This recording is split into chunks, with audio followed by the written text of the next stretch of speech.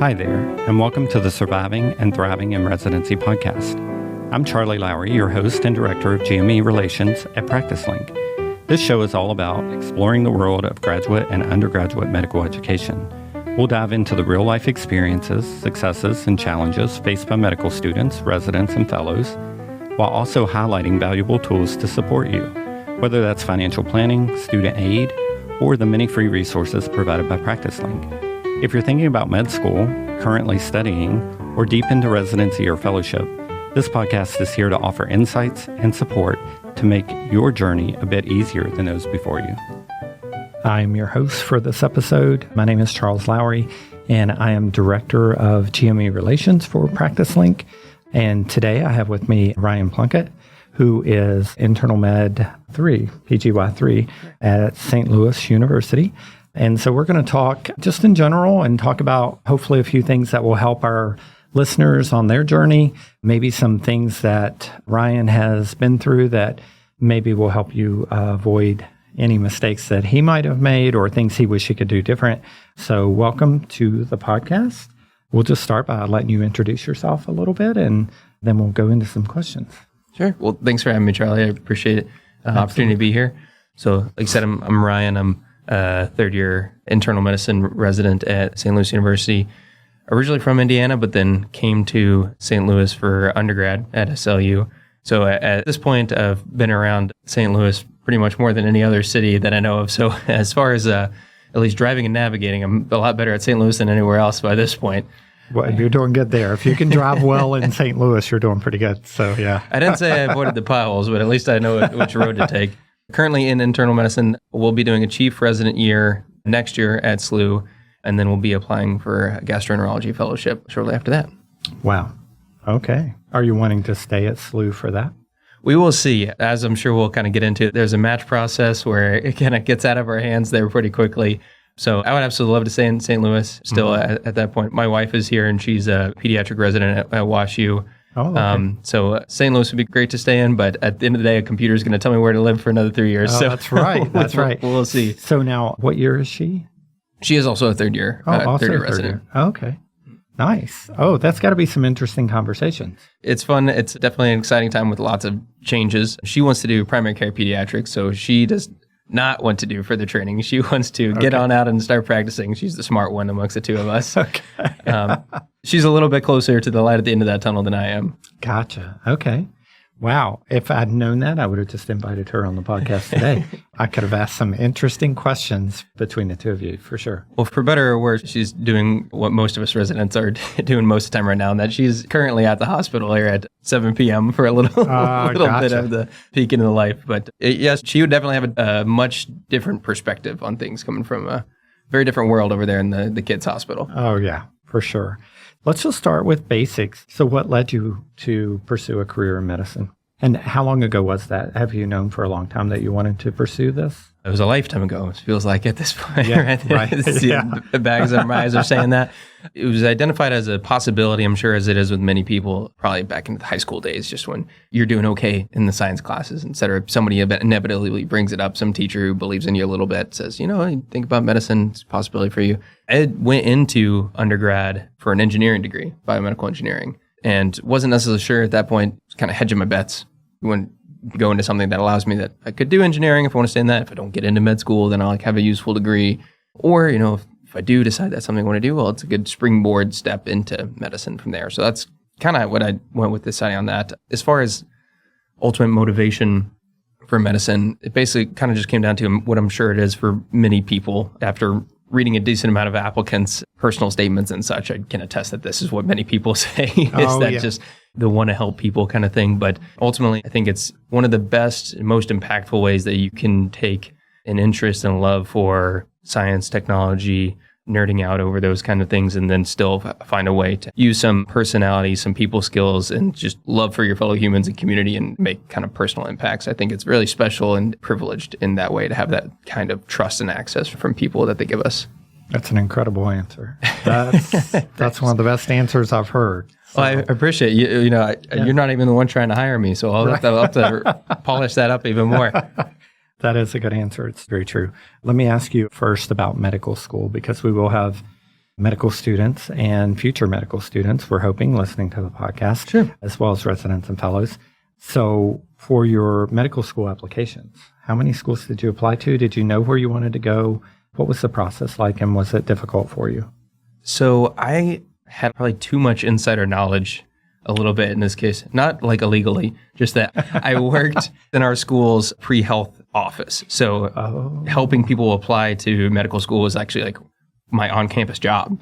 I probably knew a little bit too much about the process to where I completely nerded out and made a whole spreadsheet and my own like formula to try to make like put an index on the percent chance that I had of getting into certain med schools. So no one needs to do that. I should just put it. When you said learn from my mistakes, that's one of them. Is you definitely don't need to make your own indices for what medical schools you think will accept you. I think it's different for all kinds of different people because it matters what your goals are. You know, if you're okay and interested in going to a DO school or going to a Caribbean school or those kind of things are in the cards for you, then absolutely you can apply anywhere and everywhere. I mean, hundreds of schools spend as much money as you can possibly find on applying to med schools. They'll take it. Sure. For me, schools oftentimes will have a bit of a regional focus as well. I think it's useful when people apply to know, especially if you're applying to state schools, do they even accept out-of-state applicants? I think at the time when I was applying, I think like South Carolina took 0 out-of-state applicants one year. Nebraska took some, but I think they charged them about $45,000 more than the in-state applicants. And that's a huge piece of the puzzle is the out-of-state tuition cost. Exactly. Yeah, so something you have to look at up front. So that definitely kind of narrowed things down for me. And when at least I was looking is how far do I want to be from family? My wife and I, now wife, and I went to different medical schools. I didn't want to be too far away from her. She stayed here at SLU. And ultimately, I didn't want to be stuck with, an $80,000 a year tuition price tag if I could avoid it. So that's among many reasons as to why Indiana University was a great medical school. One of them was in-state tuition. And that's smart. That's the way to do it if you can cut down on that cost, right? Well, the joke's on me now, though, that I was like, I avoided the private school tuition of St. Louis University Med School, and then I married one of their graduates anyway. So right. I took it all on at the end of the day, regardless. Oh, my goodness. So did you look at any Caribbean schools or DO schools or no? Personally, as well as with a little bit of the kind of the inside track is kind of knowing a little bit more about schools and kind of what scores put you in competition and competitiveness, gauging your competitiveness for certain schools. I kind of knew that at least where my application sat, I was probably going to feel pretty confident getting into an MD school, maybe in the Midwest, getting in somewhere. You don't have to get in everywhere. You just got to get in somewhere. Yeah. So for people who are international students, though, or say, you had a hiccup in your training or that's your goal, that's where you want to train, that's the school you want to go to. Mm-hmm. People have different goals. And I think gauging your competitiveness, gauging what you want out of your medical school experience, I think can make those kinds of schools, Caribbean schools, DO schools, or if that's what you're looking for, to maybe a more worthwhile application based on kind of what I wanted to do and my trajectory. I think it made the most sense for me to go to a MD school in the Midwest, kind of fit my profile. So now you're a medical student, years 1 through 4. Looking back on it now, are there things you would have done differently? Are there any hiccups you had, any major things, or anything you want to share that would help somebody coming up the path behind you? The first piece of advice I got in medical school was for that first test, take however hard you ever studied in undergrad and do that times 10. Mm-hmm. And then if you studied too hard, if you didn't need to do all that, then that's fine. Scale back. But the likelihood that you would need to scale back was low.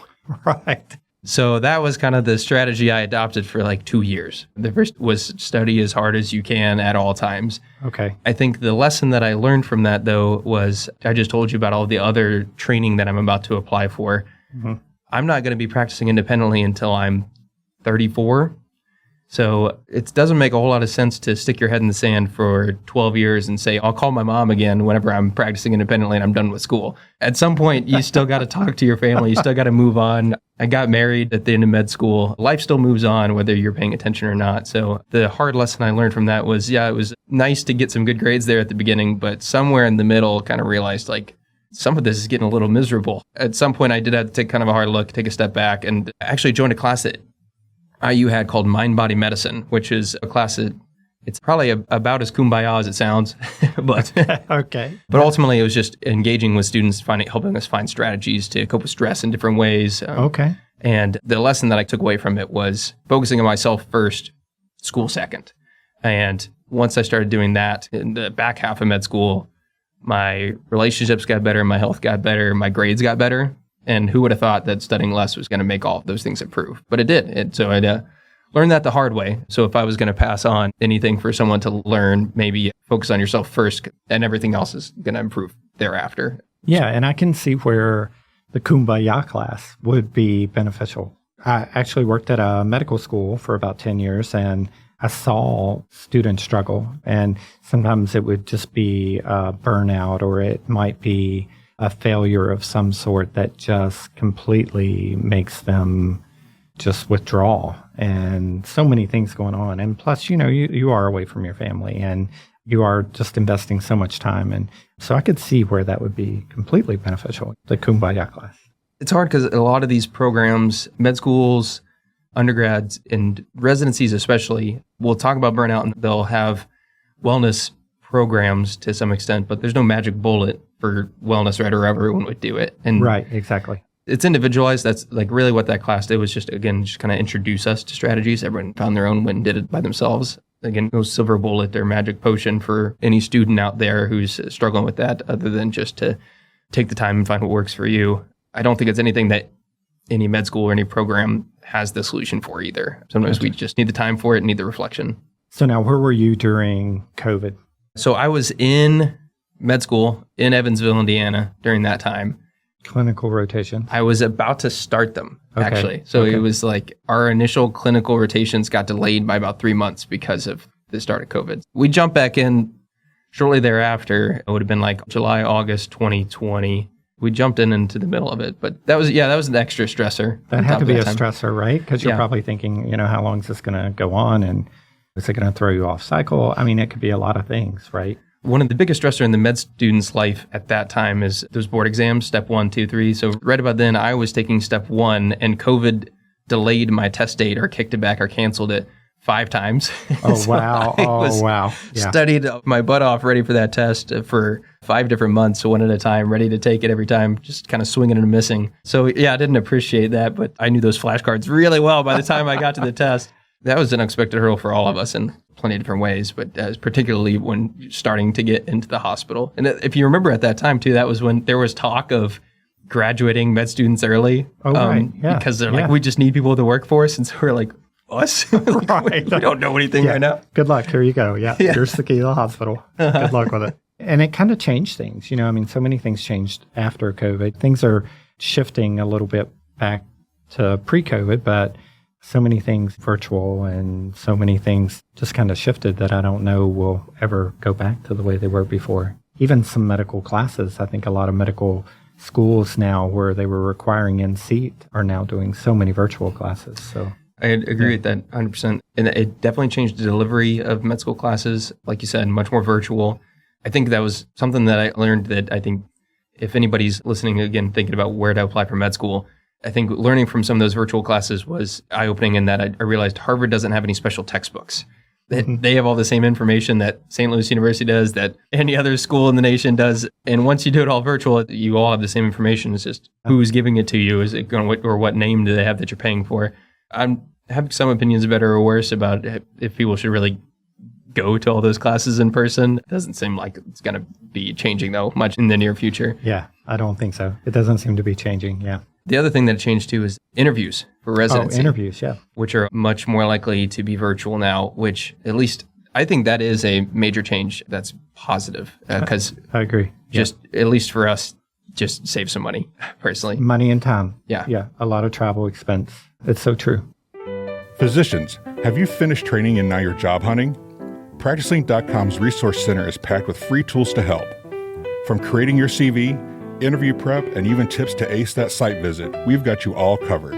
Visit PracticeLink.com's Resource Center today, and while you're there, create your free account to connect with employers and view exclusive job opportunities.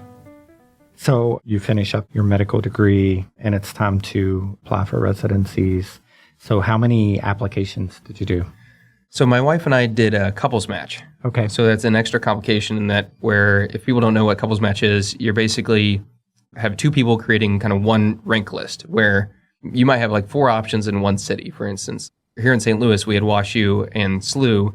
So we could have ranked both, like she matches WashU, I match WashU, she matches SLU, I match SLU, and then vice versa, where we match at different institutions, which we did. Sure. By the way, we're in the same city. So you end up with more options with fewer institutions. So it's an extra layer of complexity on top of that. So I think to answer your question, though, I think we end up applying to like 40 places, I think. 40, okay. That is, of course, going to be very different across what specialties people are in.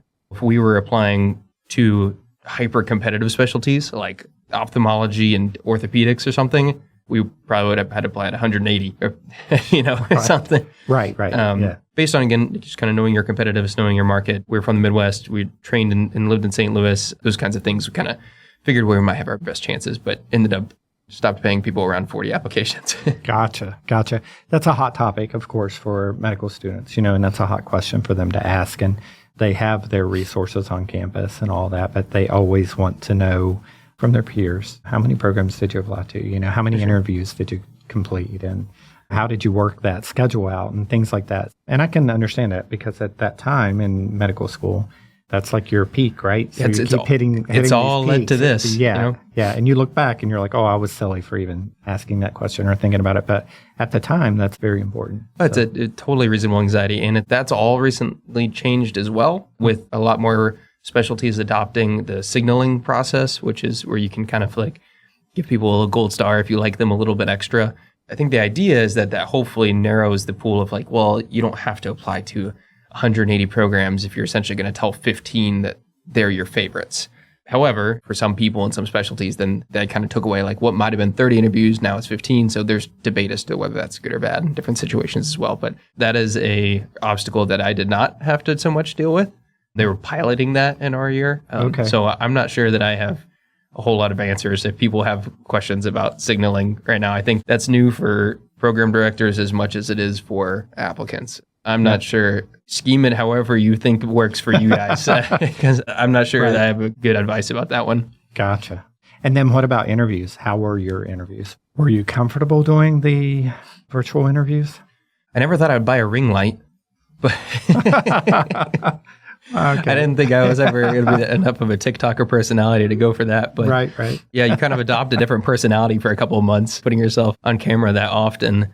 But ultimately, once you get to the interview, you've overcome all of those filters about like, oh, I wonder if I did enough research. I wonder if I scored high enough. Mm-hmm. The answer is yes, because you're there in the interview. So I think those anxieties can be a little bit relieved.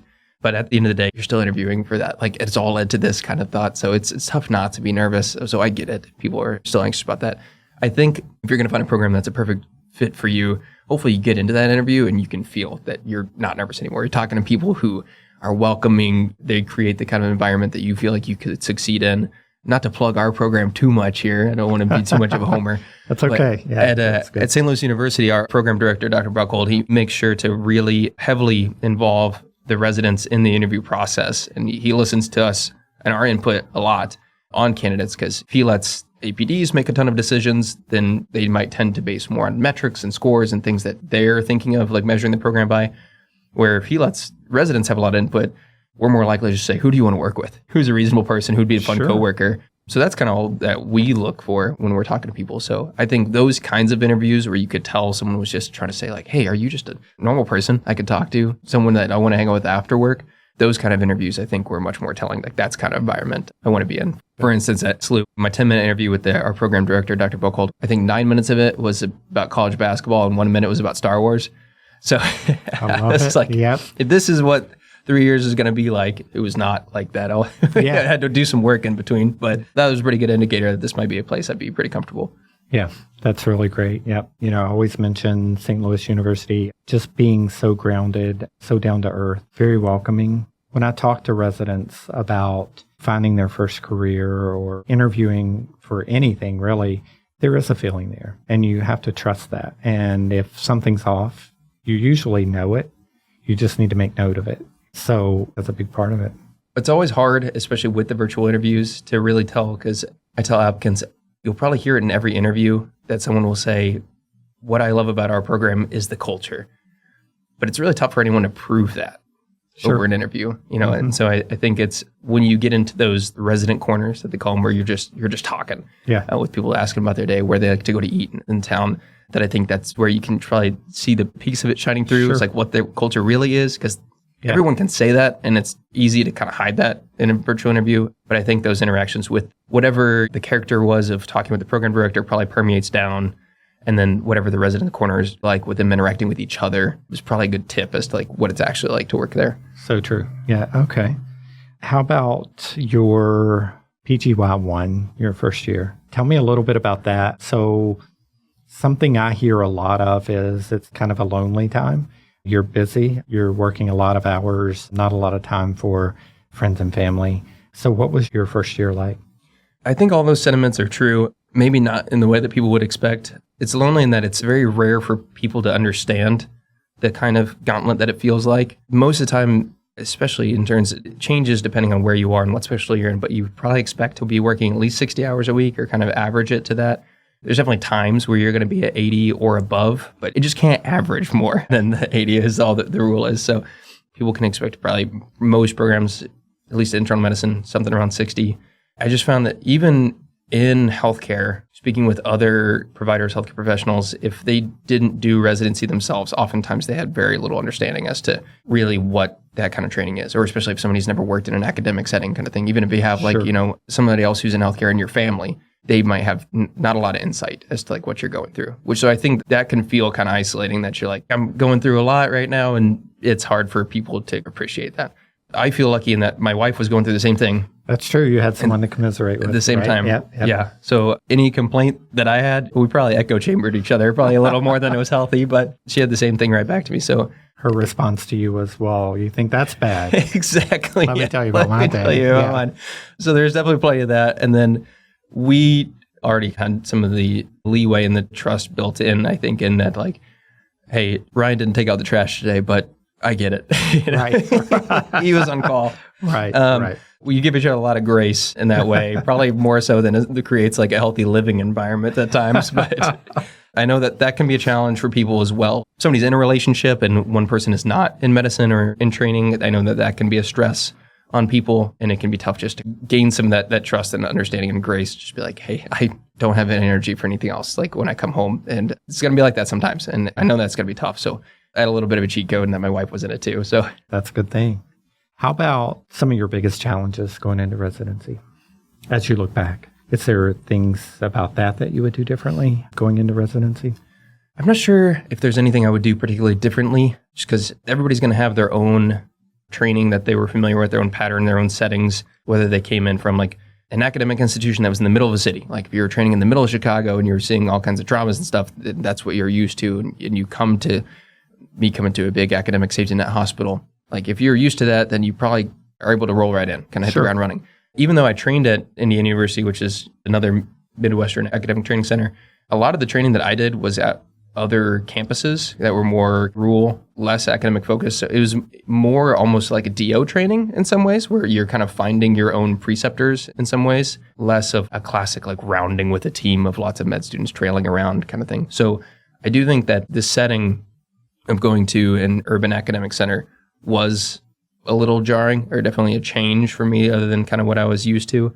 You're able to adapt though. I mean, you kind of have to eventually. So I'm not sure if there's anything that I could have done a whole lot differently to prepare, or that it really would have changed or needed to change much. So when you look back on that, do you find that was beneficial in that you weren't with a whole team of students and maybe you were more first assist and you were there? Yeah, I think that's a totally reasonable perspective on it too. And that, maybe I wasn't as used to like the rigmarole and the format of how I'm supposed to be presenting this patient to an attending, but I might have been more used to a little bit more of the autonomy of being like the only other trainee or student in the room, which when getting a little bit more one-on-one training in that kind of way. So yeah, absolutely. There's pros and cons to all of it, which is why I would say like, I don't think there's anything I would have done differently or that I would recommend that anyone do differently in that way. You're coming into residency, how you're coming in. They accepted you there because they want you there. Just go in as you are and be ready to learn. Good advice. How about any financial tips? Either a medical student or a resident. Any hidden gems there? No, and maybe then Jim would be just, I don't know more about it than I do. I think the best thing that I've done in residency is that we just haven't had enough time to spend money on stuff. Gotcha. If you're on floors for a month, you look back and you're like, wow, we didn't go out to eat. Good for us. Right. So no, I'm probably not the one to listen to as far as this goes. I think that there are other people who have this as a job. Medical schools have financial planners, advisors, et cetera, for you from the financial aid office oftentimes. And they're, at least in my experience, the ones that I had were fantastic. Could tell me far more than Google ever could, more than Siri was going to tell me. So I just kind of abused them, honestly. In med school, they probably got really annoyed at me. Even after med school, I would email Jose out there at IU if he's still listening anywhere in the universe. But that would be my tip, if anything. It's just like there are other experts out there to help you in that kind of way. And I would lean on them, not me. Yeah. That's good. Any advice on the whole moving process as far as from student to residency and packing up and finding a place to live? Any tips on that? Or again, it could be money saving. I think this is an overlooked part of starting residency. Not only are you changing training settings and responsibilities in that you have to introduce yourself as doctor now, which takes a while to get used to. Sure. But also you're very likely, very possibly in a new city, very possibly living not in the same complex as other students, possibly for the same time, depending on where you came from. For me, it was now moving in with my partner for the first time. So I had a new roommate, a marriage that was starting at the same time as all this moving and starting the training too. So it can be a time of a lot of upheaval outside of training too, which I think what your question can point to is, with the whole moving process, what else do you do there? What I've seen other people do, since I was familiar with St. Louis already, is reach out to all the other residents of the program that you're going to, because they know all the tips, especially the ones who've been there a couple of years. They know where the cheap housing is. They know where the too cheap of housing is too, Sure. Every year when we get people who are moving in either from out of country or from across the country, they would form some kind of text thread or group me or et cetera, where they can reach out to the residents that are there and people can say, my neighbor just moved out, it's a good spot, move over. I think that's maybe the best place to get some inside info is just from your own program. That's super nice. Yeah, that's good. That could be a huge financial piece of the puzzle, is living a little further away from the hospital. And I'm sure a lot of the housing around the hospital is a little more pricey than being a little further out. But then you have the commute and, there's so many things to consider, but I always ask about the moving process just because that's another stressor added on top of everything else. Moving isn't easy. My plug in all of this for St. Louis will be, I remember I was interviewing at Penn State, which is in Hershey, Pennsylvania, the sweetest little town in America, as they say. And one of their selling points was we're 15% less than the average cost of living city in America. And they're like, you're moving, you're going to be here a couple of years. A lot of these training programs, they're in big cities. They can be more expensive cities. Something to consider, especially when you're on a resident salary. You're not making a full doctor salary at that time. And then I was looking at their graph in Pennsylvania. I was scrolling to the bottom. I was like, what's that bar at the bottom? And it was minus 35% cost of living. St. Louis, Missouri. There we go. That's what I'm looking for. Oh my gosh. Physicians, only want to be contacted by recruiters who know your specific professional interests? Simply call and speak with a PracticeLink physician specialist, and we'll help you create your free profile and pair you with only the job opportunities that you're interested in. Visit PracticeLink.com to get started today. If you were looking back on everything, knowing what you know now, and you could talk to you either in medical school or starting residency through the whole process, what advice would you give? What are the big pointers? What would make life easier looking back? Ultimately, you'd want to tell yourself, breathe. It's going to be okay. It's going to be okay because you're going to work really hard. That would be the same advice I think I would give to myself as well as any kind of med student or undergrad applying to med school is if you've gotten to that point, you know how to work hard. And so it's going to be okay because you have that stick-to-itiveness, because you have that attitude, that fire. So if you can keep that motivation, keep yourself sane, keep yourself grounded to ultimately what's really important at the end of the day is no one is immune from hiccups outside of training. People are going to go through other tough times, your own tragedies in life outside of med school and whatever bad grade you might get. And ultimately, whatever you know about antibiotic coverage isn't going to make any of that better. It's the people in your community and your church and your family, whatever it is that really centers where your life really is. Maybe that'd be more my advice to me is those are the things that keep you grounded is remembering what's actually number one is your family, for me, my wife, and putting those first. no matter how much time and no matter how much effort your job demands. Because at the end of the day, yes, it's a wonderful and it's a privileged job, but it is a job. Gotcha. That's good advice. So what's next? What's next for you guys? What are you thinking? Dinner.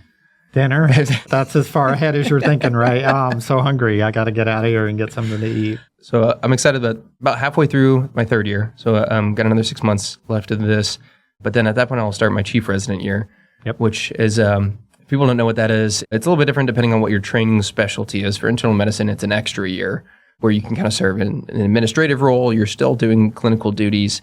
For me, what I'm going to be adopting is the quality improvement patient safety role. It's a QI role, a lot of like morbidity, mortality kind of reviews, like hospital policies, stuff like that. So very important. It is important. It's very important. We like patients to be safe and our care to be quality. So that's exactly right.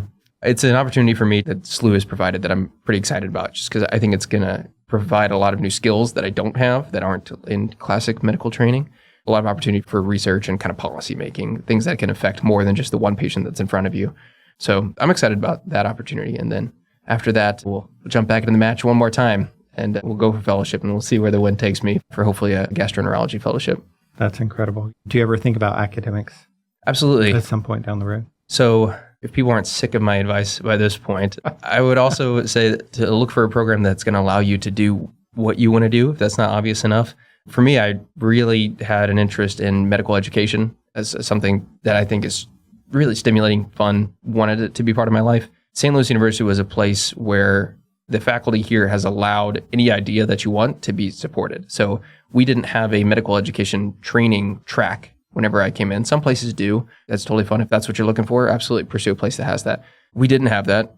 I and some other residents wanted it, and we've been able to create it, which has been really fun. Our faculty has had my back this whole time. They're actually sending me to Harvard for a training course in graduate medical education next weekend.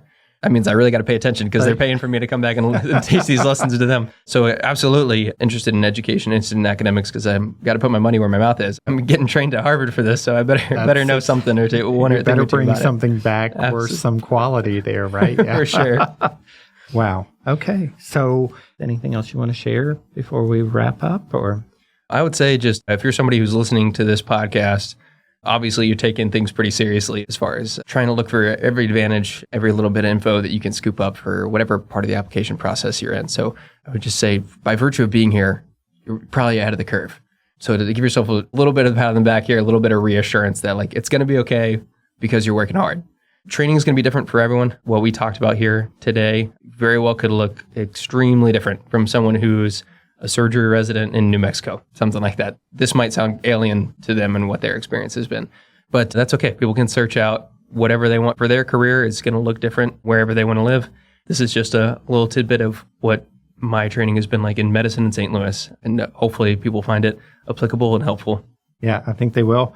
I always tell students or residents, sometimes things may not work out the way you plan them. You can plan and plan and plan as much as you want, and you may end up somewhere that you just never dreamed you would be. But sometimes, more likely than not, what I see is that's what was actually meant to be. So many people that I've worked with over the years ending up in a rural spot, somewhere that they just never dreamed they would be. And they're the happiest people I've ever met. And they end up staying and their whole life changes. So I think just make the most of every opportunity you have and roll with the punches. I would second that. I had written my personal statement for orthopedic surgery. I had finished my sub-I in fourth year. So I was like a month away from applying for orthopedic surgery residency. Did my sub-I in that, and then absolutely realized that was not for me. And now here I am 3 years later, and my med students are probably sick of me talking about our patients' sodium levels, which could not be more different than fourth year Ryan thinking he was going to be an orthopedic surgeon. So absolutely just 180 and couldn't be happier with that twist in the road. The unexpected, it will happen. I totally agree, but that's kind of the fun of it. Yeah. Well, thank you so much for being on the podcast. We'd love to have you back anytime. And again, your wife is more than welcome to join. Once you guys get settled and figure out where you're going to be, let us know and keep in touch. And if we can ever do anything to help you along your journey, just let us know. PracticeLink, of course, this is our 30th year And we are a free service always for residents, fellows, physicians, helping to find that first practice and make sure that it's the right one for you. So we'd be glad to help you in any way we can. I appreciate it. And you already have helped me because my CV looks a heck of a lot better after your seminar earlier this fall. Yeah.